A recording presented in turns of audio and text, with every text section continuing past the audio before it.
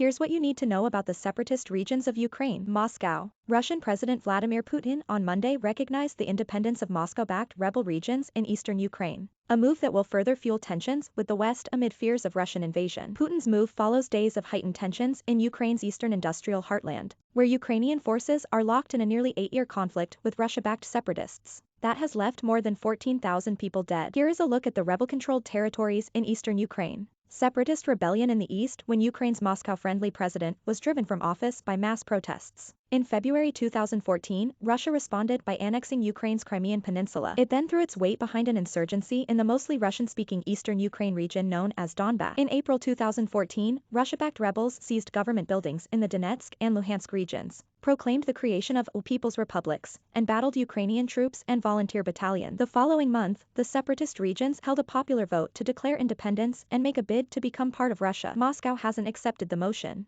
just used the regions as a tool to keep Ukraine in its orbit and prevent it from joining NATO. Ukraine and the West accused Russia of backing the rebels with troops and weapons. Moscow denied that, saying any Russians who fought there were volunteers. Amid ferocious battles involving tanks, heavy artillery, and warplanes, Malaysia Airlines Flight 17 was shot down over eastern Ukraine on July 17, 2014, killing all 298 people aboard. An international probe concluded that the passenger jet was downed by a Russia-supplied missile from the rebel-controlled territory. In Ukraine, Moscow still denied any involvement. Peace agreements for eastern Ukraine after a massive defeat of Ukrainian troops in August 2014, envoys from Kyiv, the rebels, and the Organization for Security and Cooperation in Europe signed a truce in the Belarusian capital of Minsk. In September 2014, the document envisaged an OSCE-observed ceasefire, a pullback of all foreign fighters, an exchange of prisoners and hostages, an amnesty for the rebels, and a promise that separatist regions could have a degree of self-rule. The deal quickly collapsed and large-scale fighting resumed, leading to another major defeat for Ukrainian forces at Debaltseve in January-February of 2015. France and Germany brokered another peace agreement,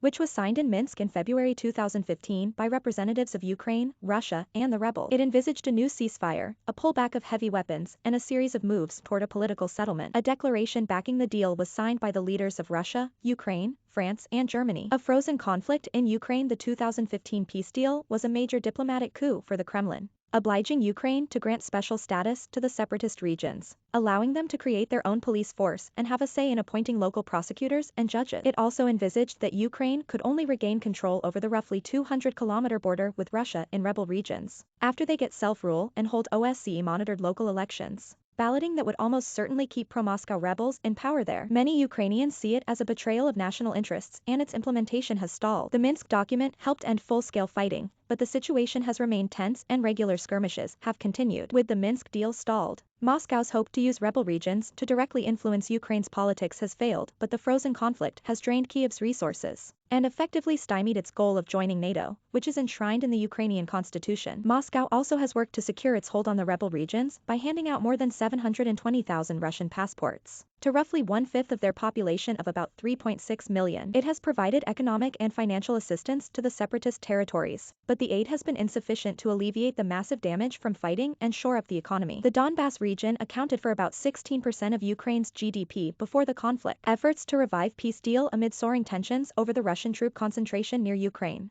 France and Germany embarked on renewed efforts to encourage compliance with the 2015 deal, in hopes that it could help defuse the current standoff. Facing calls from Berlin and Paris for its implementation, Ukrainian officials have strengthened their criticism of the Minsk deal and warned that it could lead to the country's demise. 2 rounds of talks in Paris and Berlin between presidential envoys from Russia, Ukraine, France, and Germany have yielded no progress. The lower house of the Russian parliament, meanwhile, urged Putin last week to recognize the independence of Ukraine's rebel region. Putin recognizes rebel region's independence. Putin's recognition of the rebel-held territories' independence effectively shatters the Minsk peace agreements and will further fuel tensions with the West. He said that Moscow would sign friendship treaties with the rebel territories, a move that could pave the way for Russia to openly support them with troops and weapons. The move follows several days of shelling that erupted along the line of contact in Donetsk and Luhansk. Ukraine and the West accused Moscow of fomenting the tensions to create a pretext for an invasion. Russia, in turn, accused Ukraine of trying to reclaim the rebel-held territories by force, the claim that Kyiv strongly rejected. On Friday, separatist leaders released video statements announcing the evacuation of civilians in the face of what they described as a Ukrainian aggression.